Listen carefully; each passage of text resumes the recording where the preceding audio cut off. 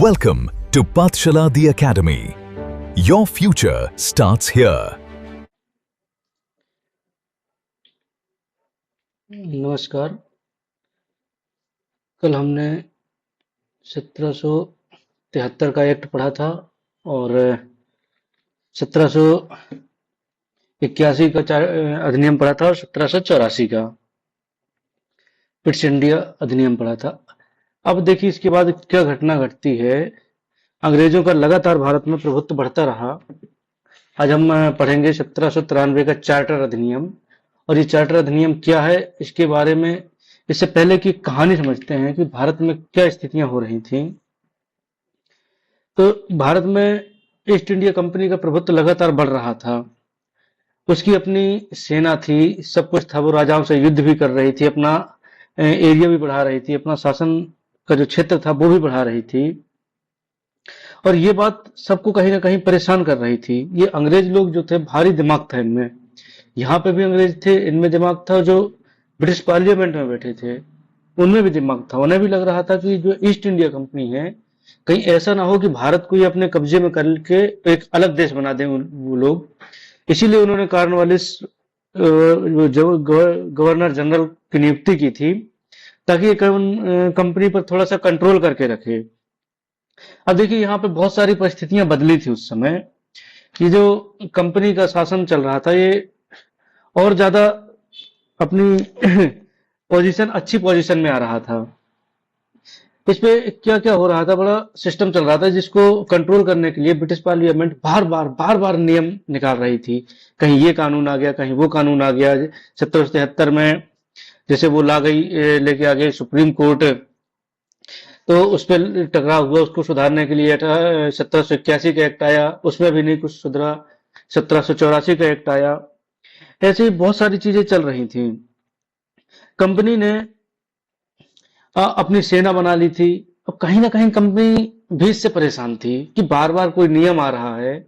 वो भी बड़ा परेशान हो रही थी कि यार, तो उसने ब्रिटिश पार्लियामेंट से कहा कि यार ऐसा करो कि आप हर महीना, हर साल, हर दूसरे साल नियम मत बनाओ और कुछ सालों के लिए फिक्स कर दो कि इतने साल के लिए ये रहेगा।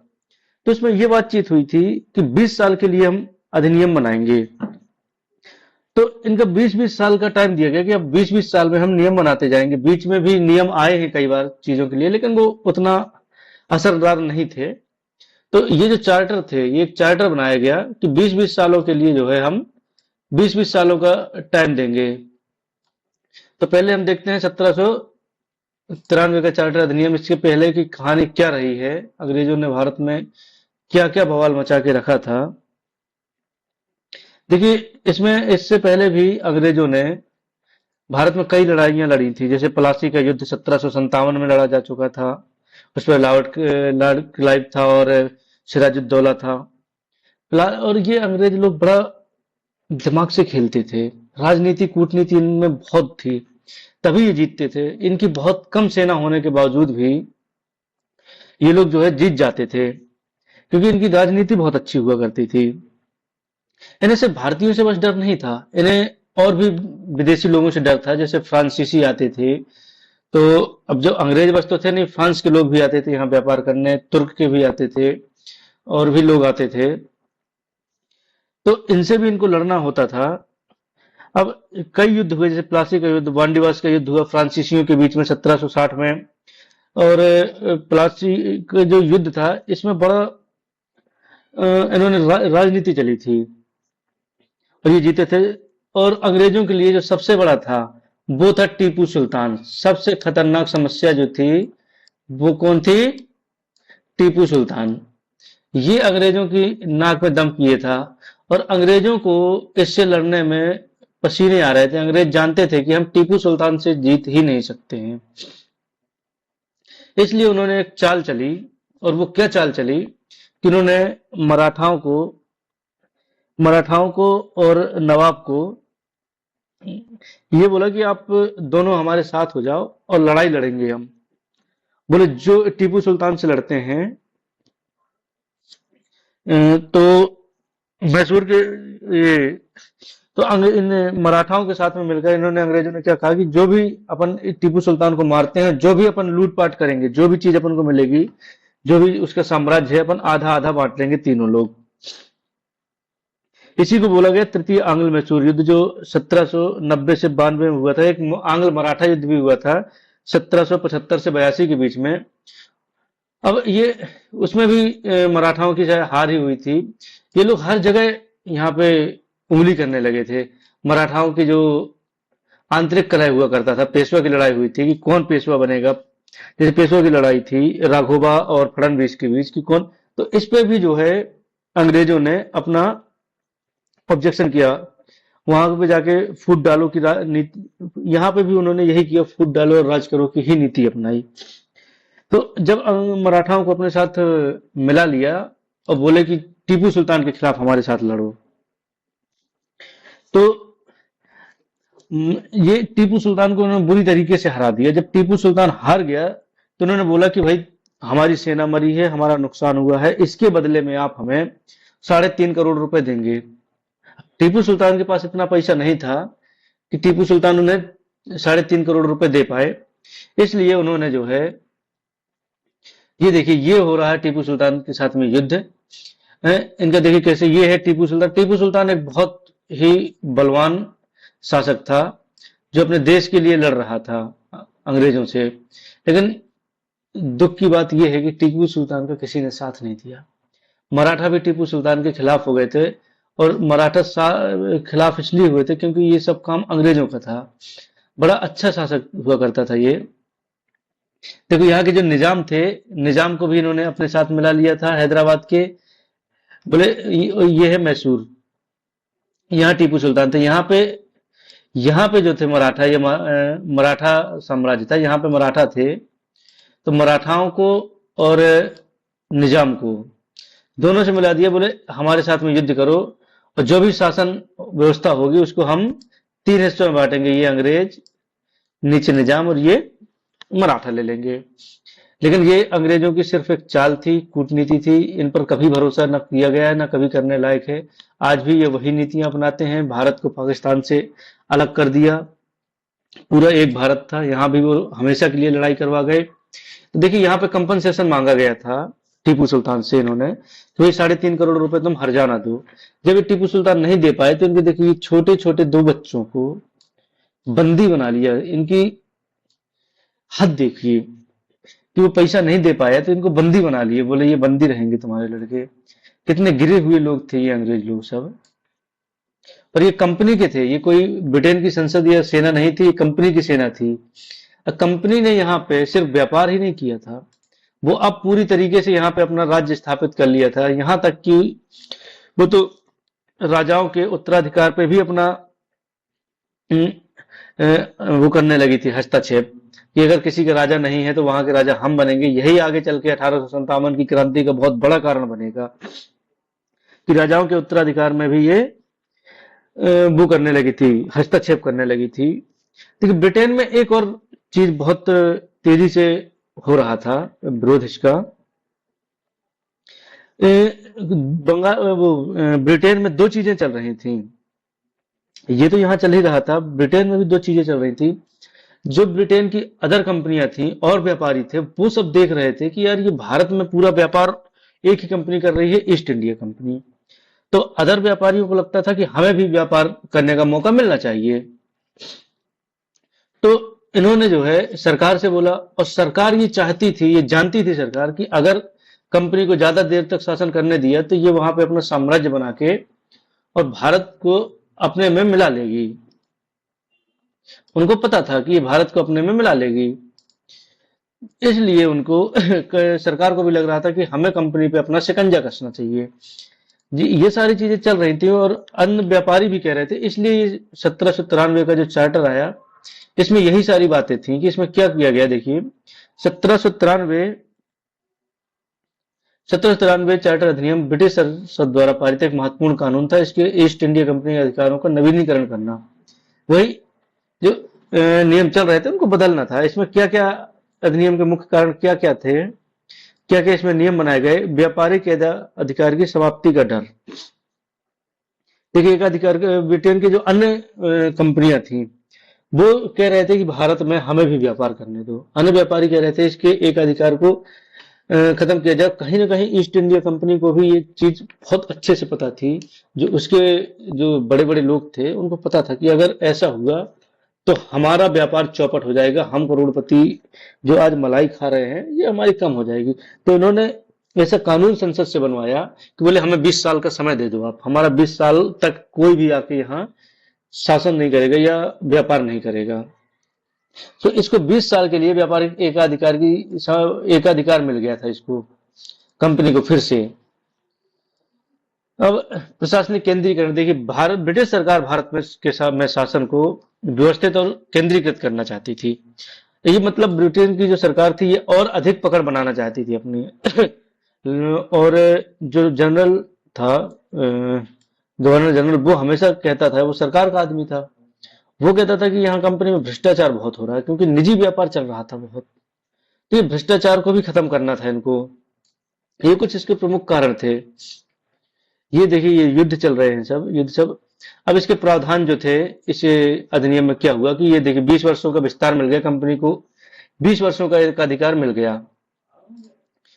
वेतन का नया नियम बना दिया। अब देखिए सरकार ने ये बोला कि यहाँ पे जो हमारे आदमी काम कर रहे हैं, जो सरकार के आदमी काम कर रहे हैं, अब इनको ब्रिटेन की सरकार वेतन नहीं देगी। आप खूब टैक्स वसूलते हैं, खूब पैसा कमाते हैं, इसलिए भारतीय राजस्व है जो ब्रिटिश खजाने के बजाय भारतीय राजस्व से इनको जो है वेतन दिया जाए कर्मचारियों को। अब कंपनी इन कर्मचारियों को वेतन खुद ही देगी, अब ब्रिटेन की सरकार नहीं देगी। अब देखिए यहाँ पे भ्रष्टाचार कम होने की बजाय और बढ़ गया। जब कंपनी उनको वेतन देने लगी, अब मान लीजिए 10,000 रुपए वेतन है, कंपनी ने बोला तुम 12 लो, लेकिन हमारी शिकायत मत करना पार्लियामेंट में। उन्होंने बोला ठीक है, 2,000 मिल रहे हैं ज्यादा। तो ये आर्थिक लूट मच गई भारत में, बहुत लूट घसोट बहुत होने लगी थी। अब गवर्नर जनरल की शक्तियां, गवर्नर जनरल को यह विशेष शक्ति दी गई कि वह विशेष परिस्थितियों में भी अपनी परिषद के निर्णयों को रद्द कर सकता है। अब अगर विशेष परिस्थितियां हैं और परिषद कुछ कह रही है तो वो उसकी जो निर्णय है उनको रद्द कर सकता है।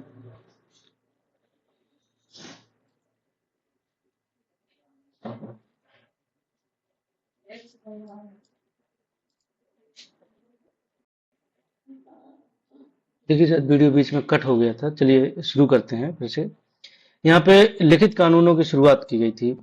इसमें यह कहा गया था कि भारत में पहली बार स्पष्ट किया गया कि यहाँ का जो प्रशासन है लिखित नियमों पर काम करेगा।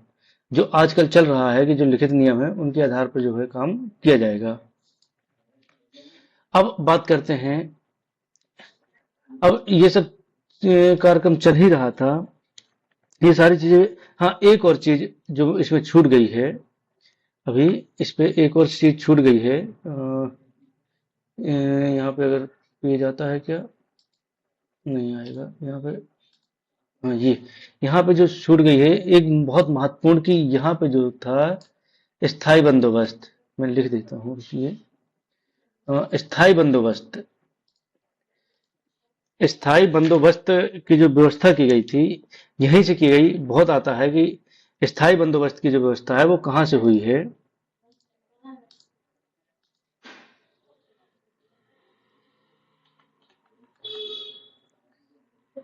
स्थायी बंदोबस्त,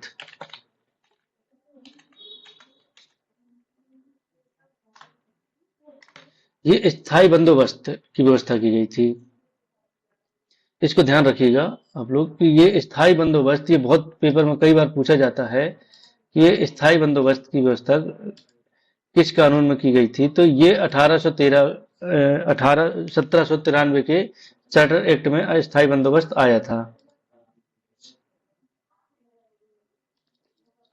स्थायी बंदोबस्त ये बहुत महत्वपूर्ण जो बिंदु है, ये बहुत इंपॉर्टेंट है कि स्थायी बंदोबस्त भारत में कहाँ से हुई।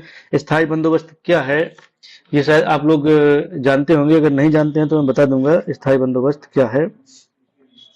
देखिए स्थायी बंदोबस्त ये जमीन की एक प्रक्रिया है, टैक्स वसूलने की कहो, या ये उस समय जमींदारी चलती थी, जमींदारी व्यवस्था चल रही थी, तो उसी के संबंध में ये स्थायी बंदोबस्त की जो व्यवस्था है वो लाई गई थी। अब जमींदारी तो आप लोगों को पता ही होगी, टैक्स वसूलने के लिए एक व्यवस्था बनाई गई थी जमींदारी की। जो किसानों से टैक्स वसूल कर और ब्रिटिश ईस्ट इंडिया कंपनी को देता था।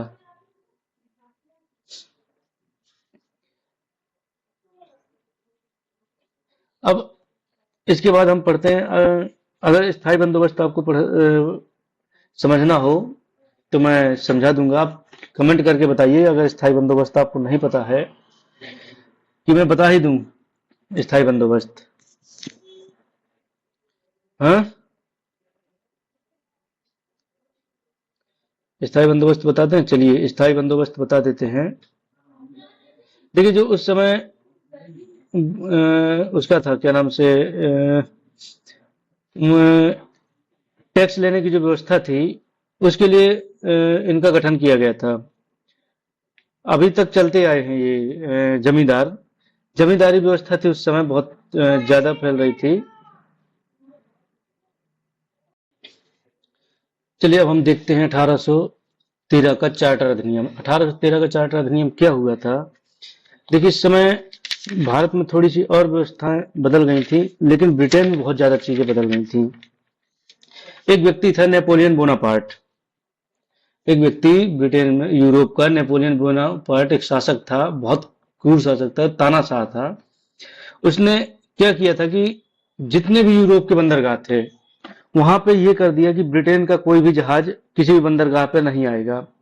इसका मतलब ये था कि उसने पूरे यूरोप से ब्रिटेन का पूरा व्यापार एकदम खत्म कर दिया था। इसको उसने जो है पूरे यूरोप में कॉन्टिनेंटल सिस्टम लागू कर दिया था। जब कॉन्टिनेंटल सिस्टम लागू कर दिया, इसी कॉन्टिनेंटल सिस्टम इसी को कहते हैं कि पूरे यूरोप में ब्रिटेन का कोई भी जहाज नहीं आएगा। अब इस पे एक और चीज हो रही थी, अभी जो व्यापारियों वाला था, अब वो विद्रोह और बढ़ गया। व्यापारी कहने लगे, और औद्योगिक क्रांति का युग था, 18वीं सदी जो है औद्योगिक क्रांति का युग था। उस समय बहुत तेजी से औद्योगिक क्रांति हो रही थी, ब्रिटेन में नए नए कंपनियां खुल रही थी। तो वो व्यापारियों के लिए उन्हें भी एक मार्केट चाहिए था, कि मार्केट की तलाश थी। भारत एक बहुत बड़ा मार्केट उस समय भी था, आज भी, आज तो है ही दुनिया का सबसे बड़ा मार्केट भारत। तो उस समय भी एक बहुत बड़ा मार्केट था। तो सभी सोच रहे थे कि ब्रिटेन की एक कंपनी है जो ईस्ट इंडिया कंपनी, सिर्फ उसका एकाधिकार क्यों है, हमें भी भारत का मार्केट चाहिए। उसी समय एक अर्थशास्त्री हुआ करते थे ब्रिटेन के, एडम स्मिथ। उन्होंने एक सिद्धांत लाए थे, मुक्त बाजार, फ्री मार्केट का सिद्धांत। तो ये सारी चीजें थी। उस समय भारत का जो गवर्नर जनरल लॉर्ड कॉर्नवालिस थे, उन्होंने प्रशासनिक सुधारों की भी मांग की थी ताकि भ्रष्टाचार कम हो। ये सारी चीजें एक साथ हो रही थी। अब यहाँ पे कंपटीशन बढ़ रहा था। जैसे अब फ्रांसीसियों का भी यहाँ पे जो है प्रभुत्व बढ़ने लगा था, और भारतीय शासकों का भी, जैसे टीपू सुल्तान वगैरह भी और ज्यादा बढ़ रहे थे। यहाँ पे बहुत अंग्रेजों ने अब अपना दिमाग लगाया था उस समय, कि फिर इन्होंने अपना दिमाग लगाया तो उसके लिए आया। अब देखिए यहाँ पे अभी तक ये था कि भारतीयों की जो है संस्कृति को नहीं छेड़ा जाएगा। अब अंग्रेजों ने भारत की जो मेन दुखती नस है उस पर पूरा इन्होंने सोचा कि भारतीयों पर ऐसे शासन बहुत दिनों तक नहीं किया जा सकता, इन्हें डरा धमकाकर इनके साथ में इमोशनली खेला जाए। तो इन्होंने जो है भारतीयों के साथ इमोशनल खेल चालू किया, और इन्होंने जो है ये बोला कि हम भारतीयों को असभ्य, जो भारतीयों को असभ्य बोलते थे, बोले भारत जो में सभ्य बनाने के लिए हम यहाँ पे इनके धार्मिक जो बदलाव हैं उनको करेंगे। और उसी के चक्कर चलते इन्होंने ईसाई मिशनरियों को यहाँ भेजा ताकि भारतीयों का जो संस्कृति है उसे खत्म किया जाए, ताकि भारतीयों पर अब पूरी तरीके से राज किया जाए। क्योंकि धीरे धीरे भारत में भी इन्हें भगाने की मांग तेजी से बढ़ रही थी। और एक और इन्होंने जो काम किया था अंग्रेजों ने, वो ये किया था कि सहायक संधि के नाम पर, सहायक संधि के नाम पर राजाओं की सेना में अपनी सेना शामिल कर दी थी, कि भाई तुम्हारी रक्षा करेंगे हम, और तुम जो है हमारी सेना ले लो। अब ये इसमें जो मुख्य नियम थे वो ये थे, मुख्य प्रावधान, व्यापारिक एकाधिकार की समाप्ति हो गई थी। यहाँ पे क्या हो गई थी? व्यापारिक एकाधिकार की समाप्ति। अब जो 20 साल के लिए मोनोपोली मिली थी ईस्ट इंडिया कंपनी को, वो खत्म हो गई थी। अब व्यापार, भारत का व्यापार सभी ब्रिटिश नागरिकों के लिए खुल गया था, क्योंकि इस समय एडम स्मिथ ने ये ऐसा सिद्धांत ला दिया था कि जो लागू करना जरूरी हो गया था उस समय। लेकिन सरकार ने ये कहा था कि दो चीजों पर अभी भी ईस्ट इंडिया कंपनी का ही एक अधिकार रहेगा, एक तो चाय का व्यापार और दूसरा चीन से व्यापार। चीन और चाय। उसी समय इन्होंने ये बोला कि भारतीय अशिक्षित हैं, लॉर्ड कॉर्नवालिस ने, और बोले यहाँ पे शिक्षा व्यवस्था बढ़ाई जाए, क्योंकि ये अपना एजुकेशन में भी जो हमारे यहाँ की एजुकेशन थी उसको बदल के ये अपने हिसाब से सारी चीजें करना चाहते थे। तो इन्होंने अब अपनी एजुकेशन के लिए भी, शिक्षा के प्रचार प्रसार के लिए 1 लाख रुपए खर्च करने का प्रावधान किया गया कि हम भाई भारतीयों के लिए देखिए कितना सोचते हैं। ईसाई मिशनरी आए यहाँ पे और ये बताने लगे कि देखिए तुम्हारा धर्म सही नहीं है, तुम जो है ईसाई धर्म को अपनाओ। ऐसे भारत की संस्कृति पर यहाँ पे तगड़ा प्रहार किया गया था। और यहाँ पे संविधान की स्थिति देखिए। अब जो भारत में पहली बार ब्रिटिश क्षेत्रों को संविधान की स्थिति को स्पष्ट रूप से परिभाषित किया गया, जिससे यह तय हुआ कि ब्रिटिश क्षेत्र क्राउन के अधीन है। अब इन्होंने ये बोल दिया यहाँ पे कि जो भारत के जो क्षेत्र हैं, जो भारत कंपनी के अधीन जो शासन है, वो सारे के सारे क्षेत्र ब्रिटिश क्राउन या ब्रिटिश सरकार के अधीन हैं।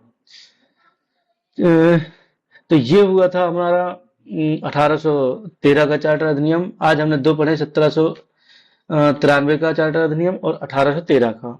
1793 में क्या क्या हुआ था इस पे देखते हैं कि 20 साल के लिए एकाधिकार बढ़ा दिया गया था।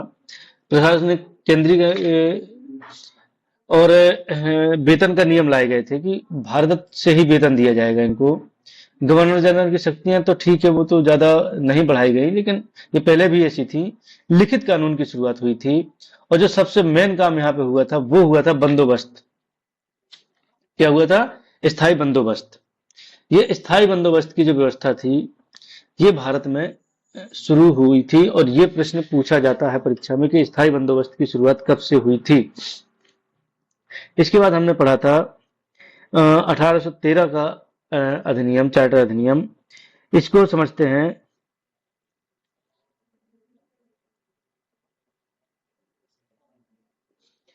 इस पे हमने देखिए क्या क्या पढ़ा है। इस पे व्यापारिक एकाधिकार की समाप्ति कर दी गई थी, और अब सभी नागरिक आ गए थे। इस पे चाय और चीन पे बस कंपनी का एकाधिकार था।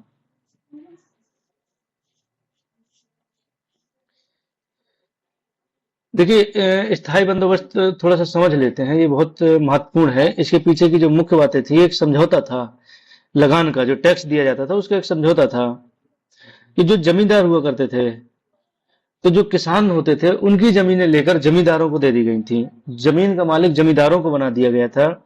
और ईस्ट इंडिया कंपनी ने एक निश्चित लगान की पैदावार का, अगर 11 हिस्सा में से 10 हिस्सा आपको कंपनी को देना पड़ेगा, एक निश्चित लगान दे दिया था। अब एक और नियम बनाया गया था, सूर्यास्त का नियम। ये सबसे खतरनाक नियम था, सूर्यास्त। इस व्यवस्था का जो सबसे खतरनाक हिस्सा था वो यही था, सूर्यास्त का नियम। इसमें कोई जमीन, यदि अंग्रेजों ने क्या व्यवस्था की थी, तारीख तय कर दी गई थी कि इस तारीख को आपको टैक्स देना है। अगर टैक्स नहीं जमा हो पाता था, ये जमींदार टैक्स नहीं दे पाता था, तो उसकी जो है जमींदारी खत्म कर दी जाती थी, नीलाम कर दी जाती थी। तो इससे क्या हुआ था कि इससे ये हुआ कि जो जमींदार भारत के वो थे, क्या बोलते हैं, भारत का जो सपोर्ट करते थे, भारतीय किसानों का जो सपोर्ट करते थे, वो चले गए, और यहाँ पर अंग्रेजों के सारे चमचे आ गए थे। इन्होंने क्या किया, तो इससे जो है भारत अंग्रेजों को बड़ा वो मिला था, सपोर्ट मिला था। 1857 की क्रांति में इन्हीं जमींदारों ने अंग्रेजों का साथ दिया था, जो उनके चाटुकार थे, जो चमचे बनकर बैठे हुए थे। इस पे देखिए एक और इसमें एक राजस्व का निर्धारण जो हुआ था, कैसा बंटवारा हुआ था।